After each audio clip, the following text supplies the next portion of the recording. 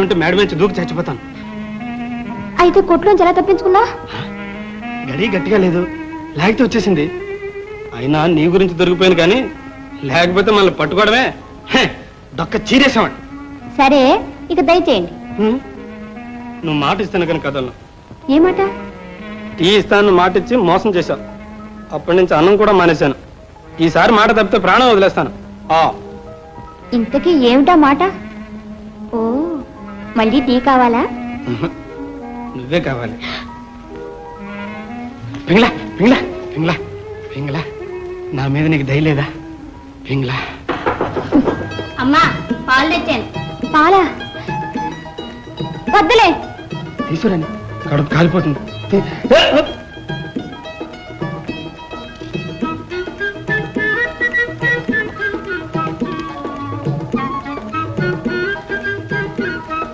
సరే, వెళ్ళు.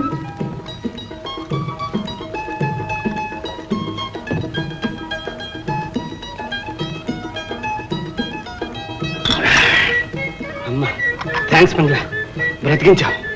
నా పేరు పింగ్లా కాదు, ప్రియంవద. ప్రియంవద? చాచా, పింగ్లా బాగుంది.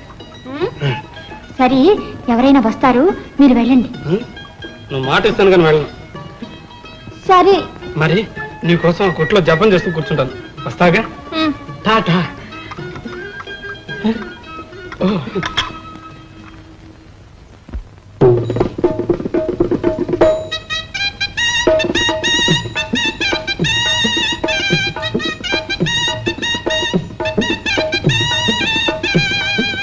తప్పుకో తప్పుకో. ఎంతసేపు మీకు తుపాకీ గురి చేయడం తప్ప ఇంటి గొడవే పట్టకపోయే.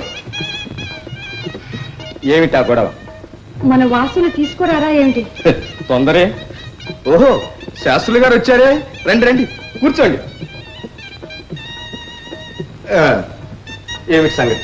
మన అబ్బాయికి మంచి సంబంధం తెచ్చారు. మీకు తెలుసుగా, తాళ్ళగూడెం జమీందారు గారికి ఒకే ఒక అమ్మాయి. ఓహో, వారా? మీరు అంటే ముహూర్తం ఏర్పాటు చేయిస్తాను. ఇంతకీ వాడు అనాలిగా. అబ్బాయిని పట్నం నుంచి పిలిపించండి, నేను ఒప్పిస్తాను. వీల్లేదు, అజ్ఞాతవాసం. అజ్ఞాతవాసం అదేమిటండి? మా పూర్వీకులు అఖండులు. రాజులకు ప్రజల కష్ట సుఖాలు తెలిసి ఉండాలని ఒక మంచి ఆనువాయితీ ఏర్పాటు చేశారు. ఏమిటండి అది? మా వంశంలో కుర్రవాళ్లు 25 ఏళ్లు నిండగానే 1 సంవత్సరం పాటు స్వంత సంపాదనపై ఎవరికీ తెలియకుండా బ్రతకాలి. అందుకే మావాడు పట్టణంలో పిడుగో గొడుగో అదేదో పత్రికలో చేరాడు. బేష్ బేష్, భలే అజ్ఞాతవాసం అండి. ఏమండి, సంవత్సరం దాటిపోయిందండి, మీరు వెళ్ళి తీసుకురండి. రాణిగారి ఆజ్ఞ అయిందిగా, అలాగే వాకిట్లోనే అయింది. సొక్కెదురైందా? ఇక్కడికి వచ్చేసరికి ఏమన్నారు? నేనేమన్నాను? అసలు నేనే ఆనందే.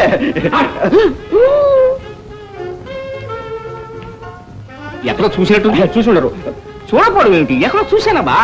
కోటయ్య తమ్ముడు నాన్న, మిస్టర్ ధన్, ఇదిగా వస్తారా?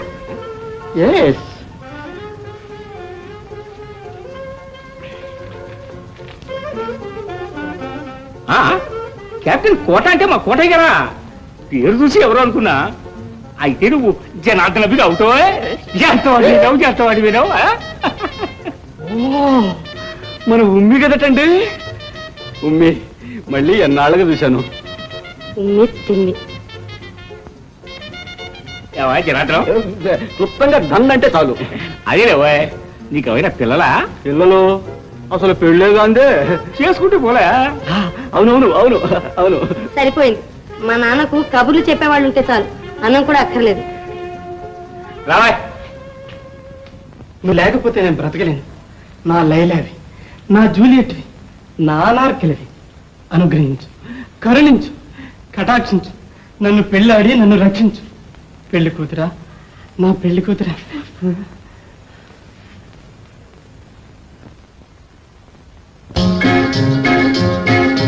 బైఠో బైఠో పెళ్లి కొడక, ఆల్ రైటో రైటో నా పెళ్లి కూతురా.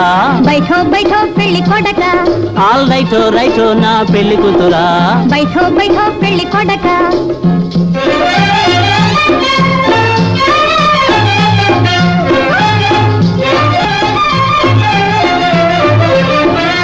అడ్రస్ తెలియక అలా పోతే అందాలపు బంతి. ఓహో, అడ్రస్ తెలియక అలాడిపోతే అందాలపు మొదలునే మజూనైపోతినే. హాయ్ మజూనైపోతినే. బైఠో బైఠో పెళ్లిక, ఆల్ రైటో రైటో నా పెళ్లి కూతురా. బైఠో బైఠో పెళ్లి కొడక.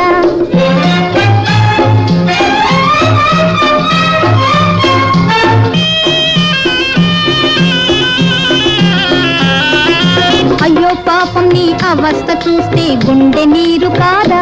ఆహా, అయ్యో పాపం నీ అవస్థ చూస్తే గుండె నీరు కాదా. వెళ్ళి వెదకు నీ చెలి లైలను ఎడారి దారులా. వెళ్ళి వెదకు నీ చెలి లైలను ఎడారి దారులా. హాయ్ ఎడారి దారులా. బైఠో బైఠో పెళ్లి కొడక, ఆల్ రైటో రైటో నా పెళ్లి కూతురా. బైఠో బైఠో పెళ్లి కొడక.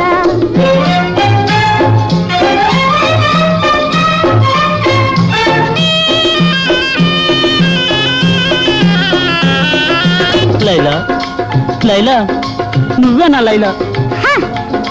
వాళ్ళకి నన్ను దయ దలచుకున్న నా తలను కోసుకుంటా.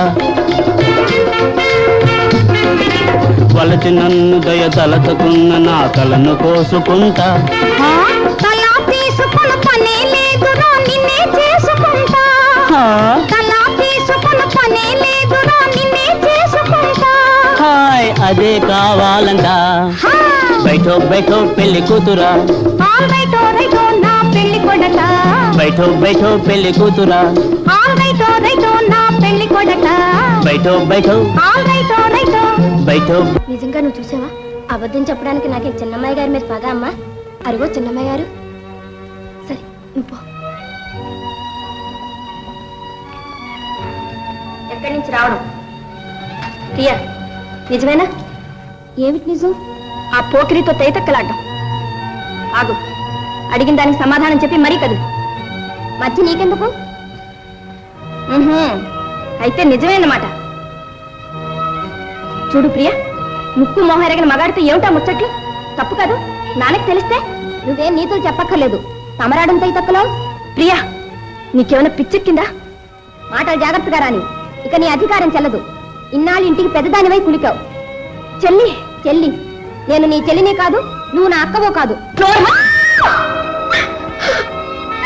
నా ఇంట్లో తిని నన్నే అదమాయిస్తావా? ప్రియా, నువ్వు ఒక దొంగ కూతురువి, కులం లేని అనాథివి, పిచ్చమెత్తుకు బతకాల్సిన బిక్కారివి. నీకు ఇంట్లో స్థానం లేదు. పో అవతలికి.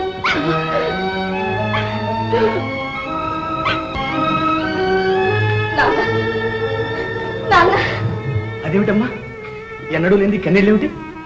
అసలు నేనెవరో దాచకుండా చెప్పండి. అదేం ప్రశ్న వేరే తల్లి. నాను నా కూతురు. ఇంతకాలం నేనంత అదృష్టవంతురాలనే అనుకున్నాను. ఏమిటమ్మా ఇది? ఏం జరిగింది? నేను కులం లేని అనాథనట, బికారినట, నాకు ఇంట్లో స్థానం లేదట. ఎవరమ్మా నీకు తప్పుడు మాట చెప్పింది? అంత అబద్ధం, కేవలం అబద్ధం. అయ్యగారు, భోజనం తయారైంది. పదమ్మా, భోంచేద్దాం పద. బిఏ పేసై బేషుగ్గా వంట చేయగలిగి మంచి ఇనుముక్కలా ఉండే ఇలాంటి పిల్ల ఇల్లాలై కొక్కో అని ఇంట్లో పిల్లల కోళ్ళలాగా తిరుగుతూ ఓహోహోహోహోహో ఇస్తున్నారేమిటి? నీకు నిజంగా తెలుసుకోవాలనుందా? చెప్పండి. ఆ చక్కటి వెన్నెల నీ చేతి భోజనం, ఈ చల్లటి గాలి ఇంకా ఉంది. చెప్పనా? మీరేమి అనుకోకూడదు సుమా. మీరు హామీ ఇచ్చారు గనక అంటున్నా. పక్కన ఉమ్మిలాంటి అమ్మి ఉన్నవాడి అదృష్టం ఉంది. అదండి, హామీ ఇచ్చాను గనక ఊరుకున్నాను. ఇదే మాట మీరు ఇంకోసారి అన్నా, మా నాన్న విన్నా, మీ వెన్నుకు అపాయం, పళ్ళకు ప్రమాదం. కొంచెం మంచినీళ్ళు ఇప్పిస్తారా ఉమాదేవి గారు?